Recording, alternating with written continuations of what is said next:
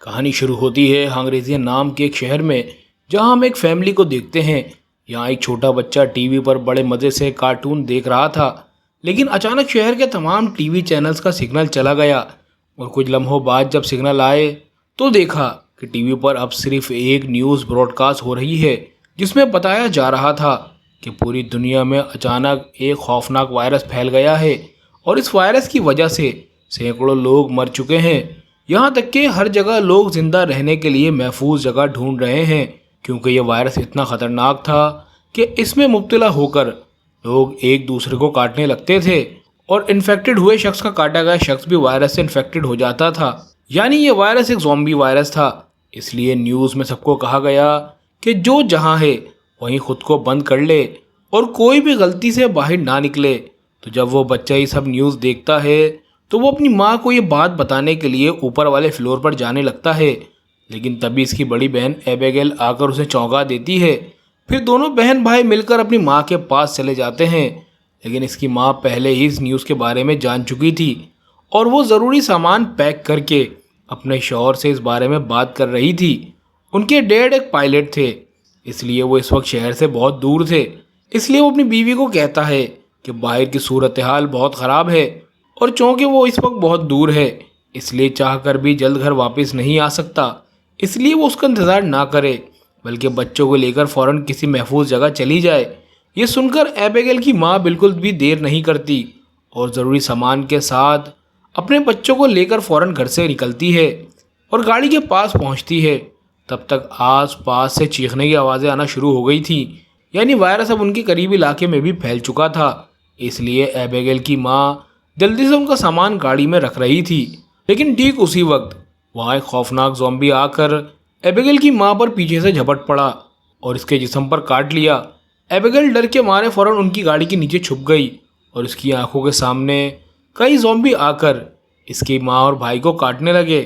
एबेगेल बहुत खौफज़दा हो गई, लेकिन खुशकिस्मती से ज़ॉम्बी एबेगेल को ना देख पाए और वहाँ से चले गए। मगर अब एबेगेल की माँ और भाई भी ज़ॉम्बी में बदल चुके थे और इसकी माँ ने इसे देखते ही फ़ौरन इस पर हमला करने के लिए आगे बढ़ना शुरू किया। एबेगेल खौफ से कांपने लगी, लेकिन ऐन इसी वक्त वहाँ जैक नाम का एक शख्स आ गया, जो पहले एक आर्मी में सोल्जर रह चुका था। उसने एबेगेल की माँ को गोली मारकर ख़त्म कर दिया और किसी तरह एबेगेल को बचा लिया। जैक जानता था कि एबेगेल का भाई भी आहिस्ता आहिस्ता ज़ॉम्बी बन जाएगा, इसलिए वहाँ से जाने से पहले उसने एबेगेल के भाई को भी गोली मारकर ख़त्म कर दिया। इस वाक़े को तकरीबन 10 साल गुजर जाते हैं और अब दुनिया बिल्कुल बदल चुकी थी। पूरी दुनिया जैसे सुनसान पड़ी थी, आस पास कहीं भी कोई इंसान नहीं था। यहाँ तक कि हर शहर के घर, सड़कें, सब कुछ वीरान और खाली पड़ा था। शायद अब दुनिया में कोई ज़िंदा ना हो या फिर ज़्यादातर लोग ज़ॉम्बी बनकर इधर उधर घूम रहे हों। पूरी दुनिया की हालत इतनी बुरी थी कि इस बीमारी ने जैसे दुनिया को अपने लपेट में ले लिया हो। हर जगह पौधे और दरख्त फैल चुके थे। ऐसी तबाहशुदा दुनिया में हम दो इंसानों को देखते हैं। ये दोनों कोई और नहीं बल्कि जैक और एबेगेल थे, जो अब तक ज़िंदा रहने के लिए सरवाइव कर रहे थे।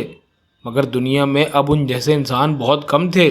जब से जैक ने एबेगेल को अपनी ज़िंदगी में लिया, उसने इसे बहुत प्यार और मोहब्बत से पाला, यहाँ तक कि कई बार इसे बचाने के लिए अपनी जान भी दांव पर लगा दी।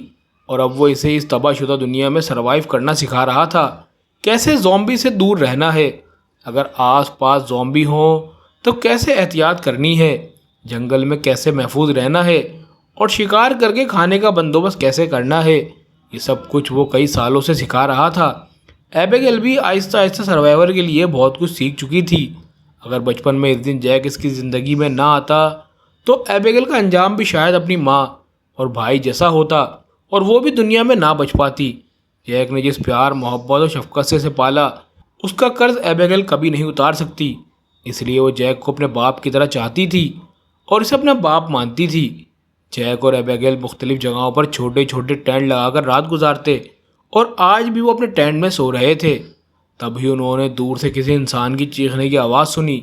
जैक जब ये देखने के लिए आगे बढ़ा तो उसे पता चला कि वो दरअसल एक ज़ॉम्बी था। ज़ॉम्बी इस पर हमला करने आ रहा था, लेकिन जैक ने फ़ौरन उसे गोली मारकर ख़त्म कर दिया। लेकिन उसके बाद उनका खौफ बिल्कुल ख़त्म नहीं हुआ, क्योंकि वो तकरीबन 10 साल से ज़ॉम्बियों की दुनिया में सर्वाइव कर रहे थे। इसलिए वो इस बात को बहुत अच्छी तरह जानते थे कि ज़ॉम्बी दरअसल कभी अकेले नहीं होते, बल्कि जहाँ भी जाते हैं झुंड की सूरत में जाते हैं। इसलिए उन्हें ये फिक्र हो रही थी कि ये ज़ॉम्बी तो यहाँ अकेला नहीं होगा, बल्कि आस पास और भी बहुत से ज़ॉम्बी मौजूद होंगे। इसलिए उन्हें जितना जल्द मुमकिन हो उस जगह से निकल जाना चाहिए।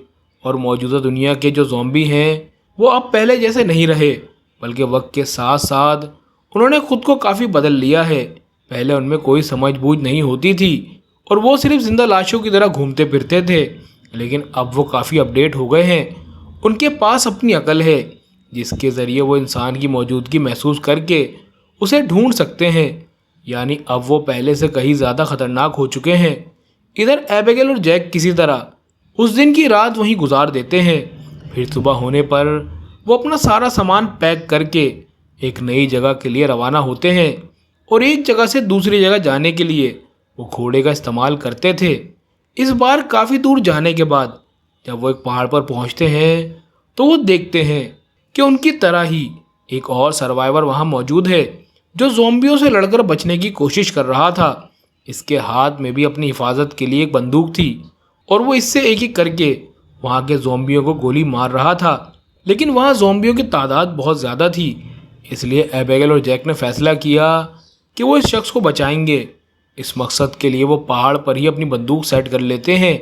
ऐसे वक्त में जैक एबिगेल से कहता है इतने दिनों से उसने उसे बंदूक का निशाना लगाना सिखाया है और आज इसकी असल आजमाइश है। एबिगेल को चाहिए कि हर निशाने पर पूरी तवज्जो देकर गोली चलाए, मगर सिर्फ तब ही जब जैक कहे। लेकिन एबिगेल ने यहाँ जल्दबाजी में गोली चला दी जिससे उनकी बंदूक की गोली ज़ॉम्बी के साथ साथ इस शख्स को भी लग गई। जैक इस पर काफ़ी गुस्सा हो गया। वो किसी तरह वहाँ के ज़ॉम्बियों को मारकर फ़ौरन इस शख्स के पास पहुँचते हैं। लेकिन जैक देखता है कि गोली सीधी इसके सीने में लगी है और इतना ज़्यादा खून बह रहा है कि चाहकर भी वो इसे बचा नहीं सकते। वो शख्स मौत के लिए तड़प रहा था। जैक उसको ये दर्द देख ना सका और जैक ने उसे गोली मारकर ख़त्म कर दिया।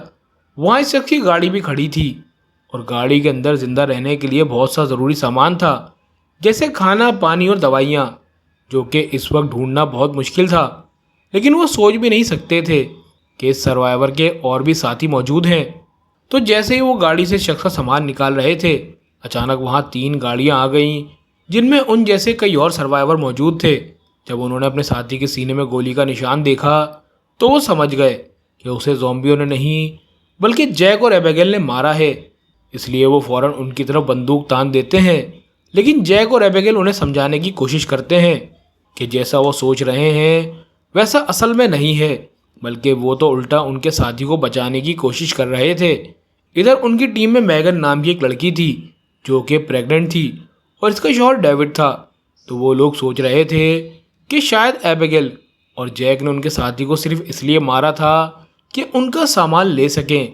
इसलिए उनकी टीम के सब लोग बंदूक लेकर जैक और एबिगेल की तरफ बढ़ने लगे और ये दोनों बचने के लिए उनसे लड़ाई करने लगे।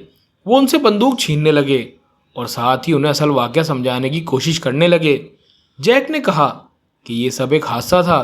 उसे बचाने के लिए जब वो ज़ॉम्बी को मार रहा था तो गोली गलती से इसके जिस्म में लग गई।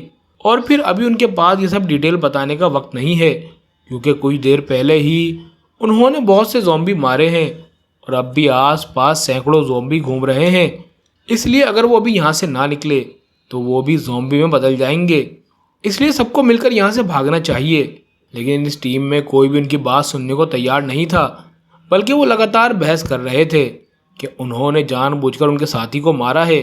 और उनका यही रवैया सबसे बड़ी गलती साबित हुआ, क्योंकि थोड़ी ही देर में नज़र आया कि वहाँ इंतहाई तेज़ रफ्तारी से सैकड़ों ज़ॉम्बी उनकी तरफ बढ़ रहे हैं। वो भी सिर्फ एक डायरेक्शन से नहीं बल्कि चारों तरफ से घेर रहे थे। अब उनके पास भागने का कोई रास्ता नहीं बचा था। अगरचे सबके पास अपनी हिफाजत के लिए हथियार मौजूद थे, लेकिन इतने सारे ज़ॉम्बियों से सब मिलकर भी नहीं निमट पा रहे थे। इस पर मज़ीद ये कि उन ज़ॉम्बियों की ताकत और रफ्तार बहुत ज़्यादा थी। एक ज़ॉम्बी पर हमला करने से पहले ही दूसरा आकर झपट पड़ता और इसी तरह ज़ॉम्बी एक एक करके इस टीम के तकरीबन सभी अफराद को काट लेते हैं। आखिरकार इस टीम में शायद ही कोई सरवाइव कर पाता है, लेकिन चूँकि जैक और एबिगेल को ज़ॉम्बियों से लड़ने का काफ़ी तजुर्बा था, इसलिए वो किसी तरह ज़िंदा बच निकलते हैं और आखिरकार मैगन और इसके शौहर डेविड को भी बचा लेते हैं। यानी इस टीम में सबके मरने के बाद अब सिर्फ मैगन और डेविड जिंदा बचे थे, जो कि वही प्रेग्नेंट औरत और इसका शौहर था। एबिगेल और जैक फिर किसी तरह उन दोनों को एक गाड़ी में बिठाते हैं। इसके बाद वो चारों मिलकर इस गाड़ी में बैठकर वहाँ से भागना शुरू होते हैं। सारे ज़ॉम्बी उनका पीछा कर रहे थे, लेकिन जैक तेज़ी से गाड़ी चलाकर ज़ॉम्बियों से काफ़ी दूर निकल जाता है। मगर रास्ते में ही उनकी गाड़ी ख़राब हो जाती है। लेकिन अब ज़ॉम्बी उनसे काफ़ी पीछे रह गए थे, इसलिए वो कुछ हद तक मुतमईन थे। इसके बाद जैक और एबिगेल गाड़ी से बाहर निकलते हैं और मैगन डेविड से कहते हैं कि उन्होंने बिल्कुल बेवजह उन पर इल्ज़ाम लगाया और उन्हें फंसाया, और इसी वजह से उनके साथ ये सब हुआ। उनकी टीम के तमाम अफराद मर गए और उनकी नज़र में चौंके वो बुरे लोग हैं, इसलिए अब वो दोनों खुद अपना रास्ता देखें और ये दोनों अपना रास्ता देखेंगे। ये कहकर वो एबिगेल को साथ लेकर आगे बढ़ने लगा। मगर कुछ ही देर बाद ये देखते हैं कि पीछे पीछे मैगन और डेविड भी आ रहे हैं। यानी अब वो दोनों भी उनके साथ रहना चाहते हैं, लेकिन जैक और एबिगेल इस पर कोई एतराज़ नहीं करते। फिर सब मिलकर पैदल काफ़ी दूर तक चलने के बाद एक छोटे से कस्बे जैसे इलाके में पहुंचते हैं, जहां रहने के लिए एक जगह मौजूद थी। तो वो सब आज की रात वहीं शेल्टर लेते हैं। सारा दिन कुछ ना खाने की वजह से सबको बहुत भूख लगी थी, इसलिए सबसे पहले वो मिलकर थोड़ा सा खाना खा लेते हैं। इसके बाद जैक उस जगह के बाहर एक ट्रैप लगा देता है, ताकि अगर कोई ज़ॉम्बी आ भी जाए तो इसमें फंस जाए और उन्हें फ़ौरन पता चल सके कि यहाँ कोई आ गया है। इसके बाद सब मिलकर ये प्लान बनाने लगते हैं कि आगे किस जगह जाना है। जैक के पास एक ख़ास नक्शा था, तो वो मैगन और डेविड को वो नक्शा दिखाता है और इसके अंदर एक जगह दिखाकर बताता है कि उन्हें आगे चलकर यहाँ जाना होगा। ये जगह असल में एक बोट कैंप थी। डेविड पूछता है कि बोट कैंप क्या होता है। जैक बताता है कि बोट कैंप वो जगह है जहाँ बहुत से सर्वाइवर्स एक टीम की तरह मिलकर ज़िंदा हैं। वहाँ इंसानों के लिए काफ़ी रिसोर्सेज भी मौजूद हैं, और चूँकि मैगन प्रेग्नेंट थी इसलिए किसी भी वक्त उसकी डिलीवरी हो सकती थी। इसलिए बोट कैंप जाना उनके लिए बहुत ज़रूरी है, क्योंकि वहाँ मैगन के लिए डिलीवरी आसान हो जाएगी और उसे ज़रूरी इलाज भी मिल सकेगा। जैक अगली सुबह डेविड से कहता है कि वो मैगन को लेकर वहाँ से चला जाए, और यही वजह थी कि उसने उन्हें बोट कैंप का बताया, ताकि उन दोनों को कुछ फ़ायदा हो, वरना इससे ज़्यादा मदद वो उनके लिए नहीं कर सकता। ये कहकर जैक वहाँ से चला जाता है और इसके पीछे पीछे एबिगेल भी आ जाती है। एबिगेल जैक से सख्त नाराज़ थी। वो इस फैसले से बिल्कुल खुश नहीं थी कि मैगन और डेविड को अकेला बोट कैंप भेजा जाए, क्योंकि वो अच्छी तरह जानती थी कि डेविड के लिए अकेले मैगन को लेकर वहाँ पहुँचना बिल्कुल नामुमकिन होगा, क्योंकि कैंप यहाँ से बहुत दूर था और एक प्रेग्नेंट औरत को वो कैसे इतने ख़तरे में धकेल सकता है अगर रास्ते में उन पर कोई मुसीबत आ गई तो। इसलिए ज़रूरी है कि वो दोनों मैगन और डेविड को पहुँचाने में साथ दें। मगर जैक एबिगेल से कहता है, क्या तुम पागल हो गई हो? हमने सारा दिन उनकी इतनी मदद की है, यही काफ़ी है।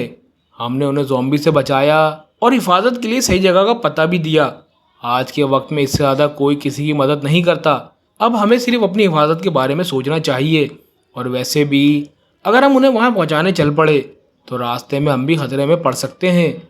और तुमने देखा नहीं सुबह वो किस तरह हमें फंसाने की कोशिश कर रहे थे।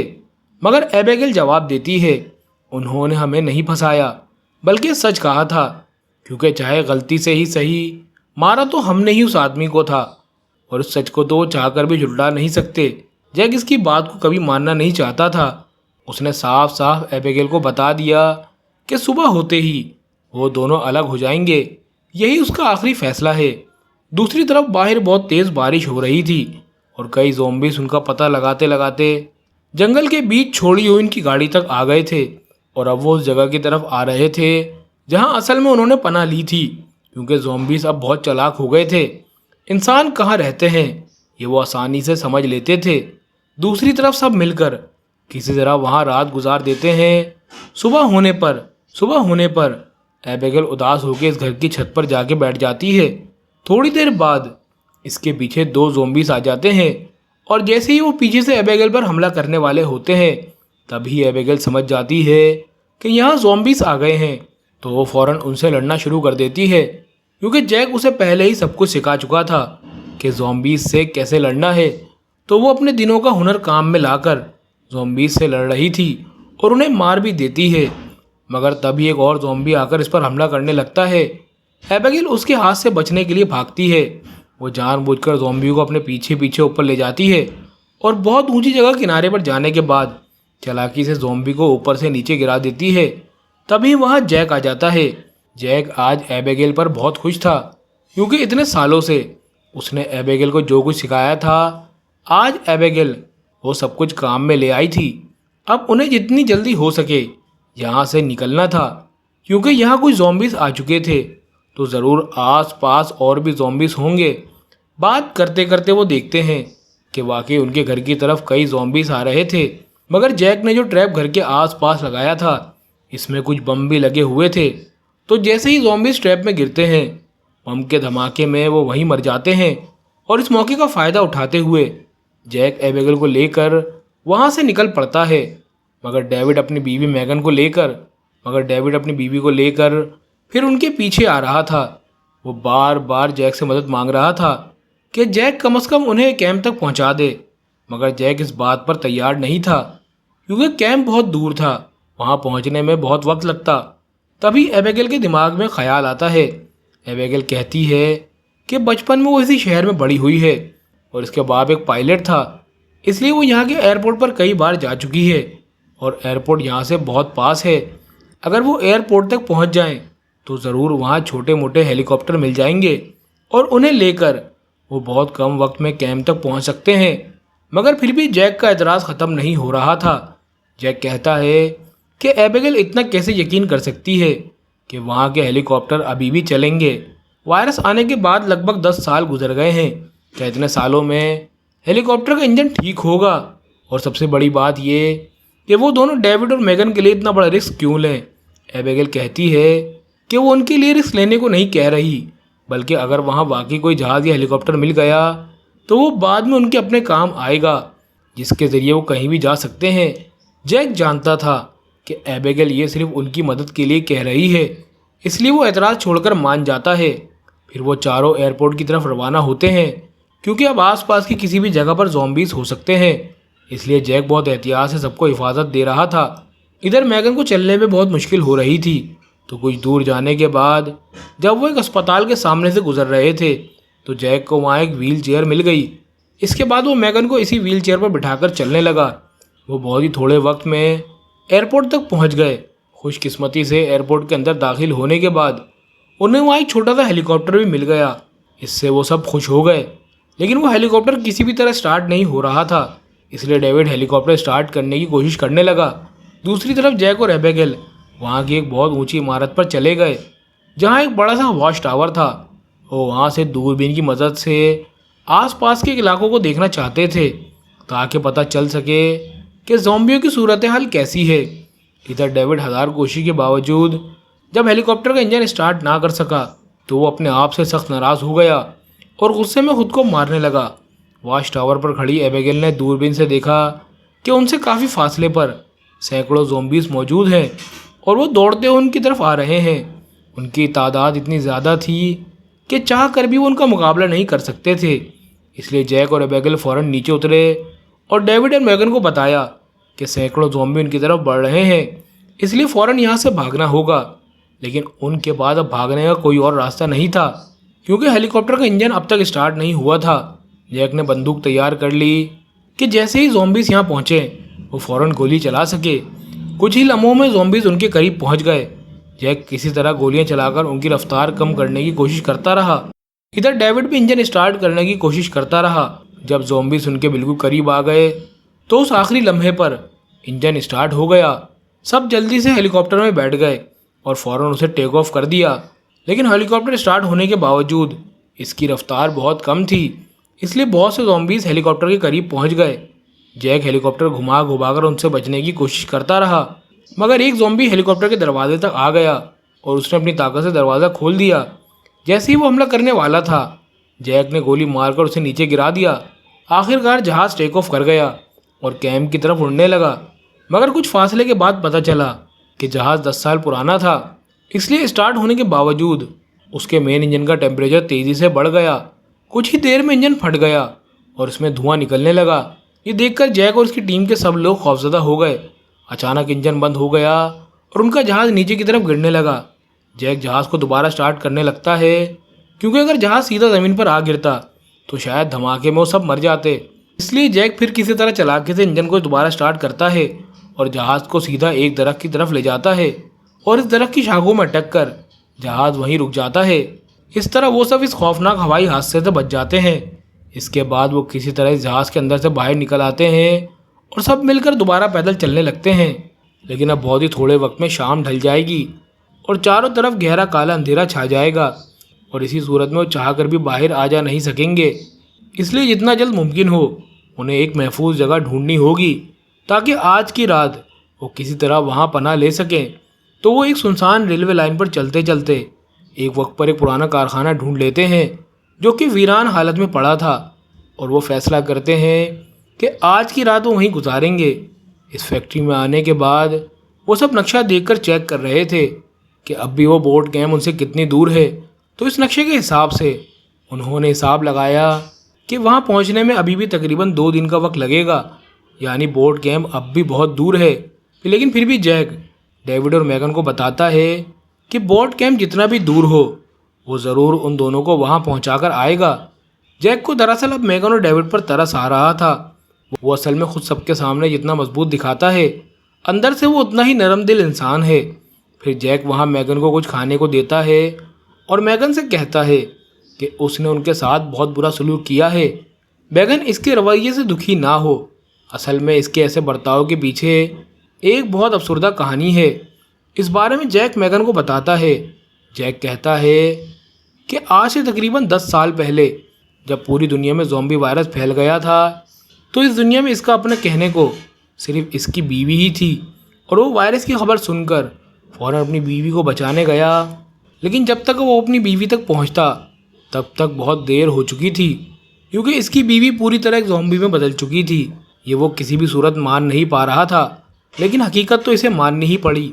तब इसकी बीवी इस पर हमला करने आ रही थी और एक वक्त पर मजबूर होकर इसने अपनी बीवी को मार डालना पड़ा। ये इसकी ज़िंदगी का सबसे खौफनाक वाक़या था। इसके बाद से वो ख़ुद को किसी सूरत माफ़ नहीं कर पा रहा था। उसे वो खुद एक हमेशा जानवर की तरह लगता था। इसके अंदर से इंसानियत का जज्बा बिल्कुल ख़त्म हो चुका था। तब से उसने बहुत से ज़ॉम्बीज़ अपने हाथों से मारे, लेकिन जब से एबिगेल उसकी ज़िंदगी में आई तब से वो आहिस्ता आहिस्ता बदलने लगा। वो सिर्फ एबिगेल के लिए जीने लगा। अब वो इसके लिए सब कुछ है। वो किसी भी तरह एबिगेल को किसी खतरे में नहीं डालना चाहता। उसे महफूज रखने के लिए वो सब कुछ करने को तैयार है और इसीलिए वो बोट कैम्प ना जाने के लिए उनके साथ ऐसा बर्ताव कर रहा था। ये सब सुनकर मैगन को एहसास होता है कि जैक दरअसल कितने अच्छे दिल का इंसान है। दूसरी तरफ हम मैगन के शौहर डेविड को देखते हैं जो अकेला एक वीरान फैक्ट्री में आता है और एक जगह बैठ जाता है। वो एक गाने के ज़रिए ख़ुद को ख़त्म करने की कोशिश कर रहा था, लेकिन कई कोशिशों के बाद भी वो ख़ुद को मार नहीं सका कि डेविड की टांग पर ज़ॉम्बी के काटने का निशान मौजूद है। यानी एक ज़ॉम्बी ने इसे काफ़ी पहले ही काट लिया था, लेकिन इसकी टांग का ज़ख्म बहुत गहरा नहीं था, इसलिए उसे ज़ॉम्बी में तब्दील होने में वक्त लग रहा था। लेकिन डेविड को बिल्कुल यकीन था कि वो किसी भी वक्त मुकम्मल तौर पर ज़ॉम्बी में बदल जाएगा। उसने सोचा कि वो अपने आने वाले बच्चे को भी नहीं देख पाएगा। ये सब सोचकर डेविड ने फैसला किया कि वो पहले अपनी बीवी को कैंप तक पहुंचाएगा, फिर ख़ुद को ख़त्म कर देगा ताकि सुकून से मर सके। और अगर इससे पहले वो ज़ॉम्बी में बदल गया तो वो फ़ौरन ख़ुद को वहीं ख़त्म कर लेगा। अगली सुबह वो सब फैक्ट्री से निकलते हैं और सीधा कैंप की तरफ रवाना हो जाते हैं। वो एक सुनसान जंगल के बीच से गुजर रहे थे। इधर डेविड की हालत आहिस्ता आहिस्ता ख़राब होती जा रही थी। उसे चलने में भी बहुत मुश्किल हो रही थी, लेकिन फिर भी वो अपने इन्फेक्शन को सबसे छुपाए रखता है। किसी को शक नहीं होता, लेकिन जैक को डेविड पर शक होने लगता है कि वो कुछ छुपा रहा है। जब एबिगेल मैगन को लेकर थोड़ा आगे निकलती है तो डेविड पीछे से जैक को अलग ले जाता है और कहता है कि वो समझ चुका है कि डेविड ज़ॉम्बी वायरस से इन्फेक्टेड हो चुका है। जैक उसे कहता है कि उसे अपनी टीम से बहुत पहले अलग हो जाना चाहिए था, क्योंकि इसकी बीवी पहले ही हामला है, फिर भी वो उनके साथ है। डेविड उसे समझाते हुए कहता है कि पिछली रात उसने खुद को ख़त्म करने की कोशिश की थी, लेकिन इससे पहले वो चाहता है कि अपनी बीवी और आने वाले बच्चे को किसी महफूज जगह पर देख ले। वो सिर्फ अपनी बीवी को कैंप तक पहुंचाना चाहता है और जैक को वादा करता है कि वो उनमें से किसी को नुकसान नहीं पहुंचाएगा, बल्कि ज़ॉम्बी में बदलने से पहले खुद को ख़त्म कर देगा। ये सुनकर जैक उसे एक मौका देता है। रास्ते में चलते चलते शाम हो जाती है। थोड़ा आगे जाकर वो जंगल के बीच एक घर देखते हैं जिसके अंदर लाइट जल रही थी। उससे उन्हें पता चलता है कि घर के अंदर कोई मौजूद है, लेकिन जैक सबसे पहले यकीन करना चाहता है कि वहाँ कोई ज़ॉम्बी तो नहीं। मगर सारा दिन चलने की वजह से मैगन की हालत बहुत ख़राब हो जाती है, इसलिए एबिगेल फ़ौरन आगे बढ़ती है और घर के सामने जाकर मदद के लिए पुकारती है। वो कहती है कि हम आपको कोई नुकसान नहीं पहुंचाने आए हैं, हम बस चंद आम से ज़िंदा बच जाने वाले लोग हैं। हम सिर्फ एक रात के लिए इस घर में पनाह चाहते हैं क्योंकि हमारे साथ एक प्रेग्नेंट औरत है। एबिगेल की बात सुनकर इस घर के अंदर से एक शख्स आता है जिसका नाम नूडॉन है।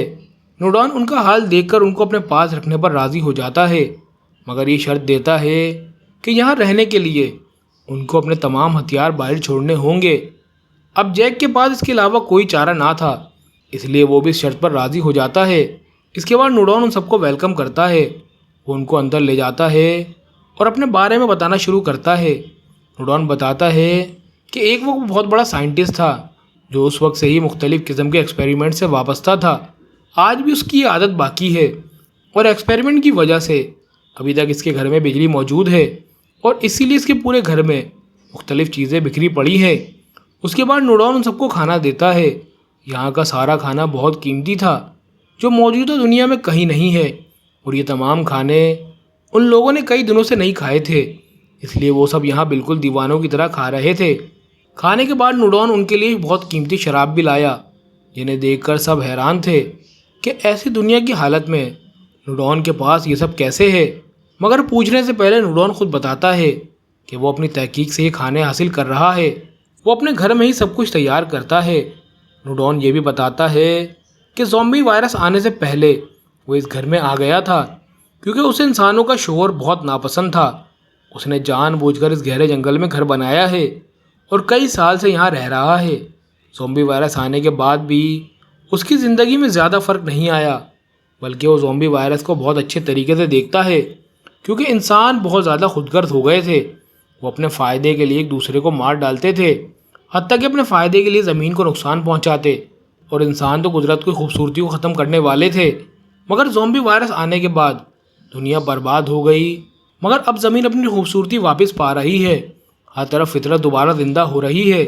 कुदरत की हर चीज़ आहिस्ता आहिस्ता संवर रही है, इसलिए वो मुस्तकबिल में एक खूबसूरत दुनिया की उम्मीद कर सकते हैं। मगर नूडॉन की बात के मुताबिक ज़ॉम्बी इंसानों का ही नया वर्जन है जो ज़ॉम्बी बनने के बाद भी अपनी आदत नहीं बदले, बल्कि पहले की तरह बेकार में वो इंसानों का नुकसान कर रहे हैं। ये सब कहकर नूडॉन इंसानों का मजाक उड़ा रहा था, मगर जैक और उसकी टीम में से किसी को ये बात पसंद नहीं आ रही थी। उनको नूडॉन पर गुस्सा आ रहा था क्योंकि कोई इंसान ऐसी हालत पर कैसे अच्छा कह सकता है और ऐसी बेइंसान दुनिया को आम समझ सकता है। अगर ज़मीन पर इंसान मौजूद ही ना हो तो सेहतमंद ज़मीन का क्या फ़ायदा। मगर वो सब नूडॉन की राय के ख़िलाफ़ थे, लेकिन किसी ने यहाँ उसे कुछ ना कहा क्योंकि वो सिर्फ एक रात के लिए यहाँ आए थे। अब डेविड की तबीयत अच्छी नहीं लग रही थी। उसने बहाना बनाया और वो किसी तरह वहाँ के वॉशरूम में चला गया। जब उसने अपनी कमीज़ ऊपर की तो देखा कि ज़ॉम्बी वायरस अब इसके जिस्म में पूरी तरह फैलना शुरू हो गया है। वो फ़ौरन फ्रेश होकर बाहर आ गया। बाहर आते ही उसने देखा कि उनकी टीम के तीनों लोग बेहोश पड़े हैं और उनके सामने नूडॉन खड़ा है। डेविड घबरा गया। नूडॉन ने कहा कि वो अपना नया फार्मूला आजमाने वाला है। इसके हाथ में ख़ास डिवाइस थी जिसके ज़रिए ज़ॉम्बी को कंट्रोल किया जा सकता था। क्योंकि डेविड आधा ज़ॉम्बी बन चुका था, इसलिए इस डिवाइस के असर से वो नूडॉन के करीब भी नहीं जा सकता था। ये डिवाइस नूडॉन के कई साल के एक्सपेरिमेंट से बनाई गई थी। उसके अंदर ऐसी रेडिएशन जैसी ताकत थी जिससे ज़ॉम्बी इसके पास नहीं आ सकते थे। ये डिवाइस पूरी दुनिया पर काबू पाने की ताकत दे सकती थी। नूडॉन ने चारों को अपने घर के बेसमेंट में बांध दिया। कुछ घंटों बाद सबको होश आया तो वो ये सोच भी नहीं सकते थे कि नूडॉन उनके साथ ऐसा करेगा। नूडॉन ने बताया कि इसकी बीवी कई साल पहले ज़ॉम्बी बन गई थी, लेकिन वो इसे इतना चाहता है कि आज तक उसे अपने पास रखा हुआ है। उसे ज़िंदा रहने के लिए इंसान चाहिए होते थे, इसलिए वो लोगों को जाल में फंसाता और अपनी बीवी को खाने के लिए देता। इसी पर एक्सपेरिमेंट करके उसने ये डिवाइस बनाई ताकि दुनिया के तमाम ज़ॉम्बी पर काबू पा सके और अपनी बीवी के साथ हमेशा खुश रहे। मैगन ने डेविड के पाँव देखकर समझ लिया कि इसका शौहर भी ज़ॉम्बी वायरस से मुतासिर हो चुका है और वो ये बात सबसे छुपा रहा था। नूडॉन ने अपनी बीवी को पिंजरे से निकाला और डिवाइस के ज़रिए हुक्म दिया कि वो चारों को इन्फेक्टेड कर दे। लेकिन नूडॉन ये नहीं जानता था कि जैक और एबिगेल बहुत माहिर फाइटर हैं जो 10 साल से सर्वाइव कर रहे हैं। जैसे ही ज़ॉम्बी उनके करीब आए, दोनों ने उसे मारना शुरू कर दिया। जैक चौंके एक फ़ौजी था, इसलिए ये सब उसके लिए कोई मुश्किल नहीं था। इधर डेविड के जिस्म में भी ताकत लौट आई। उसने खुद को आज़ाद करके ज़ॉम्बी को मार डाला और अपने साथियों को भी आज़ाद कर दिया। फिर गुस्से में वो नूडॉन को मारने गया, लेकिन वो पिछले दरवाजे से भाग गया। चारों ने फ़ौरन अपना सामान और हथियार इकट्ठे किए और तेज़ी से घर से निकल गए। अभी सूरज पूरी तरह नहीं निकला था, चारों तरफ अंधेरा था, लेकिन खुशकिस्मती से वहाँ एक गाड़ी भी मिल गई जो कि असल में नूडॉन की गाड़ी थी। इसलिए वो सब मिलकर फिर इसी गाड़ी में बैठ गए और इसी गाड़ी के साथ वो कैंप की तरफ निकल पड़े। लेकिन इस अंधेरे जंगल के इर्द गिर्द अब बहुत से ज़ॉम्बी बिखरे हुए थे, इसलिए ज़ॉम्बीज़ तब ही उनकी गाड़ी का पीछा कर रहे थे। लेकिन वो फिर से किसी तरह बहुत ज़्यादा रफ्तार से अपनी गाड़ी चलाते हुए ज़ॉम्बीज़ से काफ़ी दूर पहुंच गए, क्योंकि रास्ते के बीच में एक बहुत बड़ा दरख्त गिर गया था। इसलिए जब तक वो अपना रास्ता साफ करते, तब तक दोबारा आगे पीछे से ज़ॉम्बीज़ ने उन्हें घेर लिया था। वो सब फिर गोलियां चलाते हुए ज़ॉम्बीज़ को रोकने की कोशिश कर रहे थे, लेकिन ज़ॉम्बीज़ की तादाद आहिस्ता आहिस्ता इतनी ज़्यादा हो गई कि उससे कोई फ़ायदा नहीं हो रहा था। इसलिए डेविड ने तब फैसला किया कि वह ज़ॉम्बीज़ की तवज्जो अपनी तरफ करेगा और बाकियों से कहा कि वो वहाँ से भाग जाएं, क्योंकि वो तो वैसे ही ज़ॉम्बी में तब्दील हो जाएगा। लेकिन उसी वक्त के पीछे से एक ज़ॉम्बी आकर उसे वहाँ मार देता है। इसी दौरान एबिगेल और जैक भी ज़ॉम्बीज़ को गोली मार रहे थे और मैगन की हालत काफ़ी ख़राब हो गई थी। जैक ने तब मैगन को गोद में उठाकर आगे बढ़ना शुरू किया और एबिगेल ज़ॉम्बीज़ को रोकने की कोशिश कर रही थी। पीछे से एबिगेल जैक को कवर देते हुए उसके पीछे दौड़ रही थी और इसी तरह काफ़ी फासले तक दौड़ने के बाद वो इस बोट कैंप के बिल्कुल करीब पहुंच गए। फिर जैक और एबिगेल चीख कर वहाँ के सिपाहियों से मदद मांगते हैं, क्योंकि उनके पीछे बहुत से ज़ॉम्बीज़ आ रहे थे। सिपाहियों ने भी चंद लम्हों में उनकी आवाज़ सुनकर दूर से ज़ॉम्बीज़ को गोलियां मारना शुरू कर दी। बोट कैंप में 2 माहिर स्नाइपर मौजूद थे, वो दूर से ज़ॉम्बीज़ को रोक रहे थे और इस बोट कैंप के बीच में एक दरिया होने की वजह से जैक आगे नहीं बढ़ सकता था। लेकिन थोड़ी देर में वहाँ एक बोट आ गई ताकि उन्हें ले जा सके। आखिरकार वो तीनों मिलकर किसी तरह इस बोट कैंप में पहुँच गए। यहाँ पहुँचकर वो देखते हैं कि कैंप असल में एक दरिया पर वाक़े है और पूरा कैंप असल में एक बहुत बड़े जहाज़ में था, जहाँ काफ़ी मिकदार में खुराक, खाना, पानी और दवाएं मौजूद थी। यहाँ प्रेग्नेंट औरतों के लिए खसूसी सहूलतें मौजूद थीं, इसलिए मैगन अब काफ़ी महफूज थी। मैगन के लिए यहाँ एक स्पेशल रूम भी दिया गया। अगले दिन सुबह हम नूडॉन को देखते हैं, जो कि कल रात छुप रहा था। नूडॉन यहाँ के इर्द गिर्द मुर्दा ज़ॉम्बीज़ को देखकर बहुत गुस्से में था। वो जैक और इसकी टीम पर शदीद नाराज़ था, क्योंकि उन्होंने इसकी बीवी को मार दिया था। फिर वो तमाम ज़ॉम्बीज़ को भी मार रहे थे, जिन्हें वो कंट्रोल में लाकर दुनिया पर कब्जा करना चाहता था। इसलिए नूडॉन ने यहाँ एक और प्लान बनाया। वो अपने डिवाइस के ज़रिए इर्द गिर्द घूमते हुए ज़ॉम्बीज़ की एक टीम बनाता है, जिनके साथ वो इस बोट कैंप पर हमला करेगा। दूसरी तरफ जैक बोट कैंप के कप्तान का शुक्रिया अदा करता है, क्योंकि उसने मैगन को अपने यहाँ रखने के लिए हाँ कह दिया था। और ये कैंप वाकई एक स्पेशल कैंप था, जहाँ सिर्फ बीमार और बेबस लोगों को रखा जाता था, जिनमें दुनिया में ज़िंदा रहने की सलाहियत नहीं थी। इसलिए जैक यहाँ एबिगेल से कहता है कि उनका मिशन अब मुकम्मल हो गया है, इसलिए कल वो यहाँ से निकल जाएंगे। एबिगेल बहुत नाराज़ हो जाती है, क्योंकि अगर जैक यहाँ के कैप्टन को अच्छी तरीके से समझा देता तो वो उन्हें भी यहाँ रहने देते। अगर वो रहना चाहें तो उन्हें किसी तरह बाहर नहीं निकाला जा सकता। लेकिन जैक असल में बिल्कुल नहीं चाहता था कि एबिगेल यहाँ से ख़ुद को कमज़ोर बना दे। वो हमेशा एबिगेल को मजबूत देखना चाहता है, क्योंकि इसकी कोई ज़मानत नहीं कि वो ख़ुद कितने दिन ज़िंदा रह सकेंगे। इसलिए ऐसी दुनिया में उन्हें हमेशा ख़ुद को मजबूत रखना होगा। लिहाजा वो इसे साफ साफ बता देता है कि वो यहाँ बिल्कुल नहीं रहेंगे। इससे उन दोनों के दरमियान झगड़ा शुरू हो जाता है। लेकिन इसी वक्त कैंप की एक औरत आती है और बताती है कि मैगन ने सेहतमंद बच्चा पैदा किया है, लेकिन मैगन की जिस्मानी हालत ज़्यादा अच्छी नहीं है, वो शायद आज दोपहर तक मर जाए। ये सुनकर जैक और एबिगेल दोनों बहुत दुखी हो जाते हैं। जैक फ़ौरन मैगन को देखने जाता है। मैगन जैक को बताती है कि वो खुश है, क्योंकि उसने डेविड के बच्चे को जन्म दिया है, और चूँकि डेविड दुनिया में नहीं है तो वो भी ज़िंदा रहकर क्या करेगी। और वो अपने बच्चे के बारे में कोई फिक्र नहीं करती क्योंकि जैक इसके बच्चे के लिए मौजूद है। ये कहकर मैगन अपने बच्चा जैक के हाथ में दे देती है। दूसरी तरफ बोट कैंप के बाकी लोगों के साथ एबिगेल की दोस्ती शुरू हो गई थी और वहाँ एक लड़का एबिगेल को एक खुफिया रास्ता दिखाता है जिससे वो इस जगह से फरार हो सकते हैं, क्योंकि अगर कभी उनके कैंप पर ज़ॉम्बी हमला हो जाए तो वो इस रास्ते से बचकर निकल सकते हैं। अगली सुबह देखा जाता है कि नूडॉन वो ज़ॉम्बी लेकर बोट कैंप के करीब आ चुका है और उसने तमाम ज़ॉम्बीज़ को कैंप के जहाज़ पर चढ़ा दिया और सबको हमला करने का हुक्म दिया। तमाम ज़ॉम्बीज़ जहाज़ के आगे पीछे फैल जाते हैं और वहाँ के सर्वाइवर्स पर हमला करना शुरू कर देते हैं। इस दौरान एबिगेल और जैक सूरत हाल को समझकर तमाम सर्वाइवर्स की हिफाजत करते हुए उन्हें बाहर निकालने की कोशिश कर रहे थे ताकि वो ज़्यादा से ज़्यादा लोगों को बचा सकें। इस दौरान नूडॉन कई ज़ॉम्बीज़ को जैक के पास भेजकर हमला करने का हुक्म देता है। एक ज़ॉम्बी के हमले में जैक एक निजी जगह पर गिर जाता है और जैसे ही वो ज़ॉम्बी से काटने आता है जैक उसे मारने में कामयाब हो जाता है, लेकिन ज़ॉम्बी से लड़ते हुए जैक की हालत बहुत ख़राब हो गई थी। उसमें खड़े होने की हिम्मत नहीं थी। ऐसे वक्त में नूडॉन उसके पास आ जाता है। नूडॉन मुसलसल जैक को मारने की कोशिश करता है, लेकिन जैक का दूसरा मंसूबा था। वो मौके का फ़ायदा उठाकर नूडॉन की डिवाइस पर हमला करता है। वो ज़ोर से मारकर डिवाइस को मुकम्मल तौर पर तबाह कर देता है। वहाँ से दौड़ता हुआ निकल आता है। नतीजतन वहाँ के ज़ॉम्बीज़ नूडॉन की तरफ दौड़ते हैं और सैकड़ों ज़ॉम्बी लम्हों में नूडॉन की तरफ पहुँच जाते हैं। नूडॉन बहुत खौफज़दा हो जाता है और अपनी डिवाइस के ज़रिए ज़ॉम्बीज़ को काबू करने की कोशिश करता है, लेकिन ये मुमकिन नहीं होता। जैक और एबिगेल फौरी तौर पर कैंप के बाकी सर्वाइवर्स को बचाने की तरफ दौड़ते हैं। वो तमाम ज़ॉम्बीज़ को रोकने और लोगों को सेफ निकालने में मसरूफ़ हो जाते हैं। नूडॉन की ताकत कमज़ोर होने लगती है क्योंकि इसके हथियार तबाह हो चुके थे।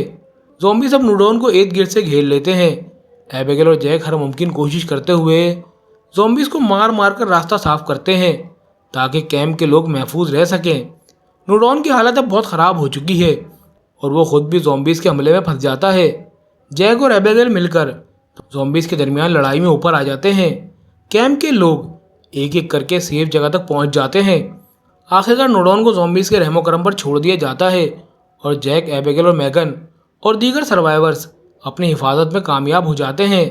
वो सब बोट कैंप के अंदर जमा होकर सांस लेते हैं, जख्मियों की देखभाल करते हैं और आगे के लिए प्लानिंग करते हैं। जब वो कैंप के बाहर निकल रहे होते हैं जैक नीचे गिर जाता है। उसी वक्त एक ज़ॉम्बी एबिगेल पर हमला करता है तो एबिगेल उसे धकेल कर गिरा देती है और बिल्कुल उसी वक्त उस ज़ॉम्बी के बैग से कुछ तस्वीर गिरती हैं। उस ज़ॉम्बी के बैग से कुछ पिक्चर्स निकलती हैं।